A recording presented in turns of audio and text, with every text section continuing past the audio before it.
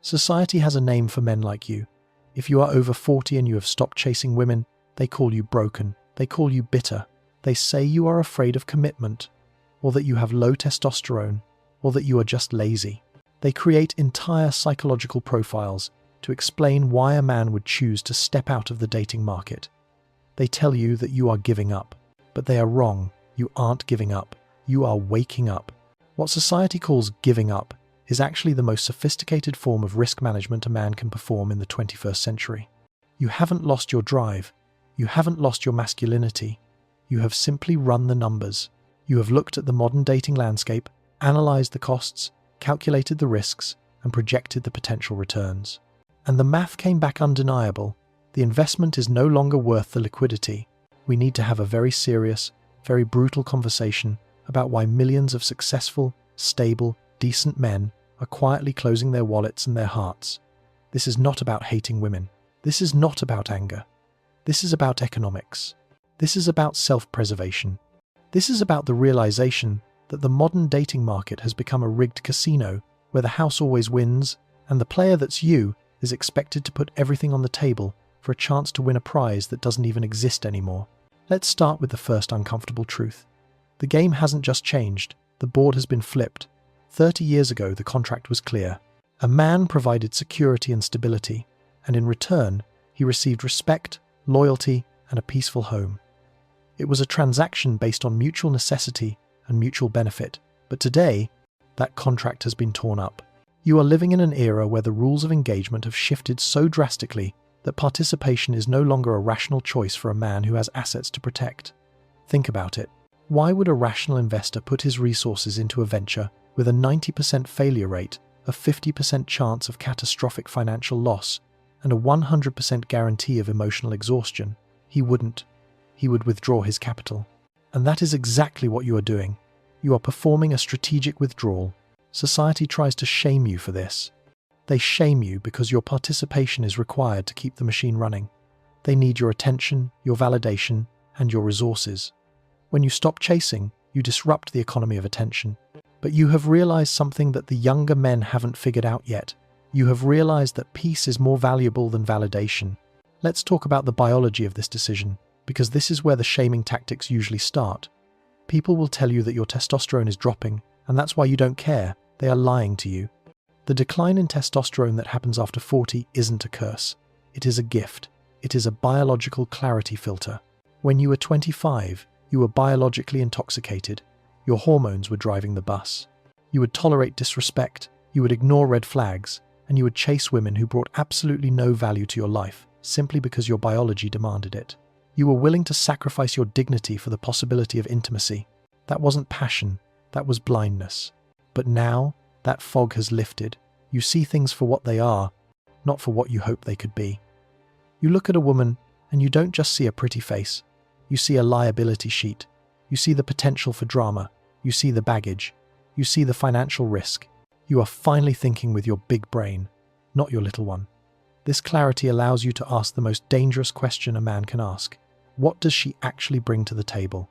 And for the modern dating market, that question is devastating, because for the vast majority of cases, the answer is nothing that justifies the cost. This brings us to the environment you are supposed to operate in, the digital landscape. If you have tried online dating recently, you know exactly what I am talking about. It is a digital delusion. Social media and dating apps have created a hyperinflation of sexual market value. A woman who is objectively average, someone who, 30 years ago, would have been happy to build a life with a stable, average man, now has thousands of men in her pocket. She opens Instagram and sees likes from millionaires, athletes, and models.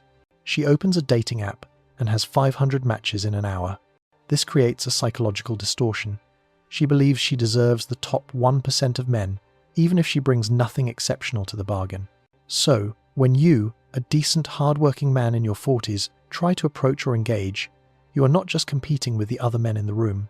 You are competing with the digital phantom of a billionaire that she thinks she is going to meet next week. The standards have become detached from reality. You are expected to be 6 feet tall, make 6 figures, have six-pack abs, and be emotionally available while also being a bad boy, while also being a provider. It is an impossible resume for a job that doesn't pay well. And you have realized that you don't need the job. But the rejection and the delusion are just the surface-level annoyances. If that was all it was, maybe you would keep playing. But you stopped because you looked deeper. You stopped because you saw the 3 deadly risks that are baked into the modern dating cake. These aren't minor inconveniences. These are risks that can ruin your life. Let's look at the first and most tangible risk, the financial and legal minefield. If you are over 40, you have likely spent 2 decades building something. You have a career. Maybe you have a house. You have a 401k. You have savings. You have assets. You have spent thousands of early mornings and late nights accumulating the resources to secure your future. Now, look at the legal state of marriage and cohabitation in the West. It is a system designed to facilitate wealth transfer, and rarely in your favor. Divorce laws are no fault, which means a contract can be broken by one party, for any reason, at any time, and the other party, usually the higher earner. Usually the man is penalized for it. You could lose half of everything you have built. Alimony can turn you into an indentured servant for years. Child support calculations can be weaponized. You are looking at a system where you sign a contract that rewards the other person for breaking it. Who in their right mind signs that deal? And it's not just marriage. In many jurisdictions, cohabitation laws are catching up. Just letting someone move into your house can grant them rights to your property. You are literally inviting a potential lawsuit into your living room. You have to ask yourself, is the companionship I am getting worth risking my retirement? Is it worth risking the home I want to die in? Is it worth risking the legacy I want to leave for my children? For the awakened Stoic, the answer is a resounding no. The financial downside is catastrophic, and the financial upside is non-existent. You are not acquiring an asset, you are taking on a liability.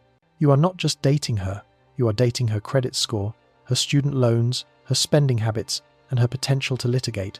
Then there is the second risk, one that is unique to our modern era, the reputation trap. We live in a culture that has weaponized accusation. The concept of innocent until proven guilty has eroded in the court of public opinion. In the workplace, in social circles, even in a gym, a man's reputation hangs by a thread. Approaching a woman used to be a normal human interaction. Now, it is a high-stakes gamble. If you misread a signal, or if she is just having a bad day, or if she decides to interpret your confidence as creepiness, you can end up being filmed. You can end up viral on TikTok as the weird guy at the grocery store. You can face a complaint at HR that derails your career. The definition of harassment has expanded so broadly that it covers almost any unwanted interaction, but you cannot know if the interaction is wanted until you initiate it. It is a catch-22. If she finds you attractive, it's romance. If she doesn't, it's harassment. And since you cannot read minds, every approach carries the risk of social destruction. Why would a man who has built a professional reputation over 20 years risk it all for a 5-minute conversation at a bar? It is simply not intelligent. The juice is not worth the squeeze. The risk of being labelled, cancelled, or shamed is a powerful deterrent for any man who has something to lose. So you stay silent, you keep your head down, you do your work, you go home. It's not cowardice, it's containment. And finally, the third risk, and perhaps the most exhausting one, the emotional ROI and the invisible tax. We talk a lot about money, but emotional energy is a finite resource too, and modern relationships levy a heavy tax on your peace of mind. This is the invisible tax. It is the cost of constantly having to manage someone else's emotions. It is the cost of walking on eggshells. It is the cost of being the stoic rock while someone else creates storms just to feel something. If you are dating women in your own age, bracket women in their late 30s or 40s, you are dealing with a specific set of complications. Many of these women are single mothers, and let's be brutally honest about what that entails. When you date a single mother, you are not just dating her. You are dating her ex-husband. You are dating her children. You are dating the trauma of her divorce. You are entering a situation where you will always come second, third, or fourth. You are expected to provide the resources and stability of a husband, but you will only receive the authority and respect of a boyfriend if that. You are inheriting problems you didn't create. You are paying off a debt another man ran up. You invest 100% of your resources, your time, and your care, but you receive part-time affection in return. It is an asymmetric trade. And if she isn't a mother, she might be a career woman who has spent 20 years competing with men and has forgotten how to be with one. She brings the boardroom energy into the bedroom. She wants you to lead. but she fights you for the steering wheel at every turn. It is a constant power struggle. It is exhausting. You come home from a day of fighting battles at work, and instead of entering a sanctuary, you enter another battlefield. You have to validate her, listen to her vent, navigate her insecurities, and suppress your own needs to keep the peace. You realize that your life is actually more peaceful, more orderly, and more enjoyable when she isn't there. And that is the moment the switch flips. That is the moment you stop chasing. When you calculate the invisible tax, you realize that the price of female companionship has inflated to a point where the market can no longer bear it. You are not willing to pay with your sanity. Now, society wants you to feel bad about this realization. They want you to feel lonely. They paint a picture of the older bachelor as a sad, pathetic figure eating microwave dinners in a dark apartment. But that is not your reality, is it? Let's reframe this. Let's talk about the power of walking away. When you stop chasing, you are not embracing loneliness. You are embracing autonomy. There is a massive difference. Loneliness is a feeling of lack. Autonomy is a feeling of possession of your own life. Think about the reality of your life right now, without the chaos of modern dating. You wake up when you want. The house is quiet. It is clean. The things you bought are exactly where you left them. There are no passive-aggressive notes. There is no silent treatment because you forgot an anniversary of the day you first met. You have money in the bank. When you make money, it stays there until you decide to spend it. You can book a trip to Thailand tomorrow without asking for permission or negotiating an itinerary. You can buy the car you want. You can invest in the hobbies you love. You have silence. Do not underestimate the value of silence. For a man, silence is not empty. It is full. It is where you think. It is where you decompress.